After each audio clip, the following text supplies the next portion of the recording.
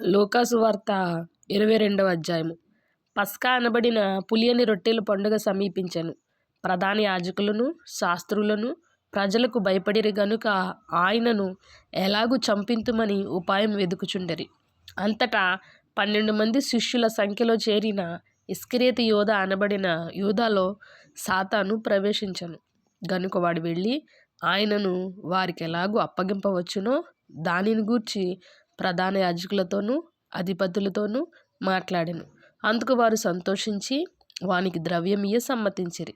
వాడు అందుకు ఒప్పుకొని జనసమూహము లేనప్పుడు ఆయనను వారికి అప్పగించుటకు తగిన సమయం వెదుకుచుండెను. పస్కా పశువును వధింపవలసిన పులియని రొట్టెల దినము రాగా యేసు పేతురును యోహానును చూచి, మీరు వెళ్ళి మనము భుజించుటకై పస్కాను మన కొరకు సిద్ధపరచుడని వారిని పంపెను.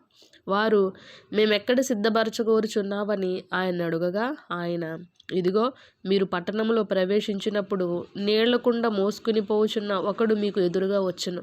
అతడు ప్రవేశించి ఇంటిలోనికి అతని వెంట వెళ్ళి, నేను నా శిష్యులతో కూడా పస్కాను భుజించుటకు విడిది గది ఎక్కడనని బోధకుడు నిన్ను అడుగుచున్నాడని ఇంటి యజమానునితో చెప్పుడి.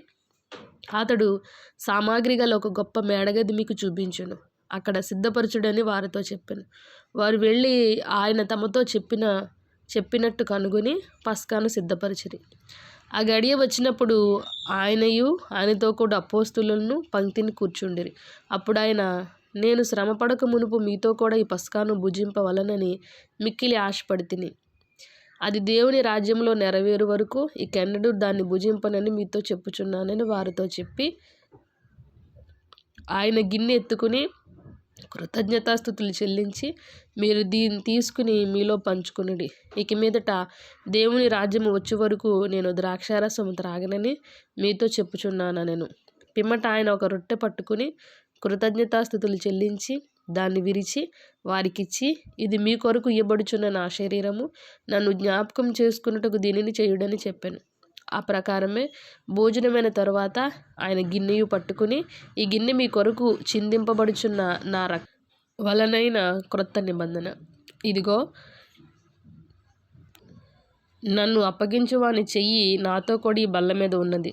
నిర్ణయింపబడిన ప్రకారము మనుష్య కుమారుడు పోవచ్చున్నాడు గాని ఆయన ఎవరి చేత అప్పగింపబడుచున్నాడో ఆ మనుషునికి శ్రమ అని చెప్పాను. వారు ఈ పనిని చేయబోవాడెవరో అని తమలో తాము అడుగు కొనసాగిరి. తమలో ఎవడు గొప్పవాడిగా ఎంచబడును అని వివాదం వారిలో పుట్టగా ఆయన వారితో ఇట్లనెను, అన్ని జనములలో రాజులు వారి మీద ప్రభుత్వము చేయుదురు, వారి మీద అధికారం చేయువారు ఉపకారులు అనబడుదురు. మీరైతే అలాగ ఉండరాదు. మీలో గొప్పవాడు చిన్నవాని వలెను, అధిపతి పరిచారకుని వలెను ఉండవలెను.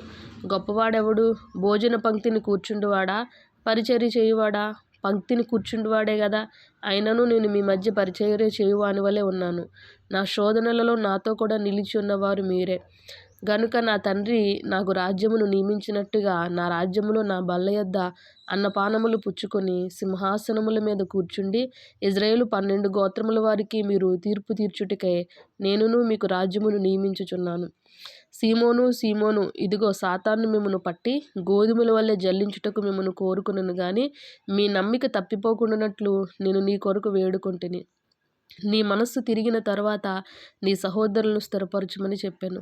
అయితే అతడు, ప్రభువా, నీతో కూడా చెరలోనికి మరణమునకు వెళ్ళుటకు సిద్ధముగా ఉన్నానని ఆయనతో అనగా ఆయన, పేతురు, నీవు నన్ను ఎరగనని ముమ్మారు చెప్పు వరకు నేడు కోడి కుయ్యదని నీతో చెప్పుచున్నానెను.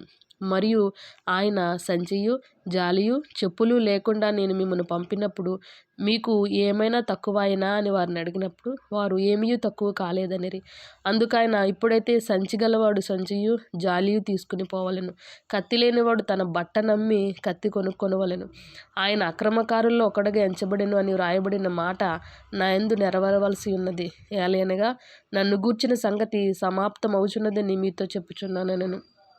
వారు, ప్రభువా, ఇదిగో, ఇక్కడ 2 కత్తులున్నవనగా చాలునని ఆయన వారితో చెప్పెను. తరువాత ఆయన బయలుదేరి తన వాడుక చొప్పున ఒలీవ కొండకు వెళ్ళగా శిష్యులను ఆయన వెంట వెళ్ళిరి.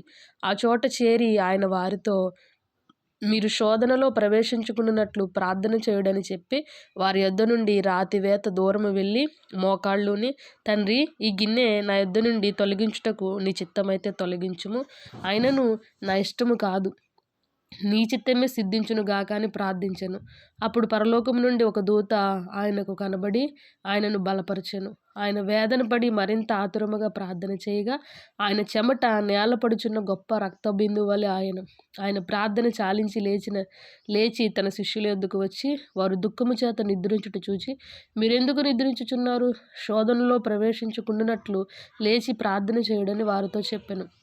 ఆయన ఇంకనూ మాట్లాడుచుండగా ఇదిగో జనులు గుంపుగా వచ్చి 12 మందిలో యూదా అనబడిన వాడు వారికంటే ముందుగా నడిచి యేసును ముద్దు పెట్టుకున్నట్టుకు ఆయన యొద్దకు రాగా, యేసు, యూదా, నీవు ముద్దు పెట్టుకుని మనుష్య కుమారుని అప్పగించుచున్నావా అని వానితో అనగా, ఆయన చుట్టూ ఉన్నవారు జరగబోవదాన్ని చూచి, ప్రభువా, కత్తితో నరుకుదుమా అని ఆయనను అడిగిరి. అంతలో వారిలో ఒకడు ప్రధాన యాజకుని దాసుని కొట్టి వాని కుడి చెవి తెగ నరికెను. అయితే యేసు ఈ మట్టుకు తాళుడని చెప్పి వాని చెవి ముట్టి బాగు చేశాను. యేసు తన్ను పట్టుకొని వచ్చిన ప్రధాన యాజకులతోనూ దేవాలయపు అధిపతులతోనూ పెద్దలతోనూ మీరు బందీపోటు దొంగ మీదకి వచ్చినట్టు కత్తులతోనూ గుదియలతోనూ బయలుదేరి వచ్చితిరా? నేను అనుదినము మీ చెంత దేవాలయంలో ఉన్నప్పుడు మీరు నన్ను పట్టుకొనలేదు. అయితే మీ గడియయు అంధకార సంబంధమైన అధికారము అనెను. వారాయనను పట్టి ఈడ్చుకుని పోయి ప్రధాన యాజకుని ఇంటిలోనికి తీసుకుని పోయిరి. పేతురు దూరముగా వారి వెనక వచ్చుచుండెను. అంతట కొందరు నడుమ ముంగిట మంట వేసి చుట్టూ కూర్చుండినప్పుడు పేతురును వారి మధ్యను కూర్చుండెను. అప్పుడు ఒక చిన్నది ఆ మంట వెలుతురులో అతడు కూర్చుంటుట చూచి అతన్ని తేరి చూచి, వీడును అతనితో కూడా ఉండెనని చెప్పాను. అందుకు పేతురు, అమ్మాయి, నేను అతన్ని ఎరుగుననెను. మరి కొంతసేపటికి మరి ఒకడు అతన్ని చూచి, నీవును వారిలో ఒకడవనగా పేతురు, ఓయి, నేను కానెనెను. ఇంచుమించు ఒక గడి అయిన తరువాత మరి ఒకడు, నిజముగా వీడును అతనితో కూడా ఉండెను, వీడు గలిలయుడని దృఢముగా చెప్పెను. అందుకు పేతురు, ఓయి, నువ్వు చెప్పినది నాకు తెలియదనెను. అతడింకనూ మాట్లాడుచుండగా వెంటనే కోడి కూసెను. అప్పుడు ప్రభువు తిరిగి పేతురు వైపు చూచెను. గనుక పేతురు, నేడు కోడి కూయక మునుపు నీవు ముమ్మారు నన్ను ఎరుగునందువని ప్రభు తనతో చెప్పిన మాట జ్ఞాపకం చేసుకుని వెలుపలికి పోయి సంతాపపడి ఏడ్చెను. యేసును పట్టుకుని మనుషులు ఆయనను అపహసించి కొట్టి ఆయన ముఖము కప్పి, నిన్ను కొట్టినవాడెవడో ప్రవచింపమని ఆయనను అడిగి ఆయనకి విరోధముగా ఇంకనూ అనేక దూషణ వచనములాడిరి. ఉదయము కాగానే ప్రజల పెద్దలను ప్రధాన యాజకులను శాస్త్రులను సమకూడి ఆయనను తమ మహాసభలోనికి తీసుకుని పోయి, నీవు క్రీస్తువైతే మాతో చెప్పుమనిరి. అందుకైన నేను మీతో చెప్పిన ఎడల మీరు నమ్మరు, అదియుగాక నేను మిమ్మును అడిగిన ఎడల మీరు నాకు ఉత్తరము చెప్పరు. ఇది మొదలుకొని మనుష్య కుమారుడు మహత్యము గల దేవుని కుడిపార్శ్వమున ఆసీనుడగునని వారితో చెప్పెను. అందుకు వారందరూ, అట్లయితే నీవు దేవుని కుమారుడవా అని అడుగగా ఆయన, మీరన్నట్టు నేనే ఆయనను అని వారితో చెప్పాను. అందుకు వారు, మనకిక సాక్షులతో పనేమి, మనం అతని నోటి మాట వింటిమే కదా అని చెప్పిరి. ఆమెన్.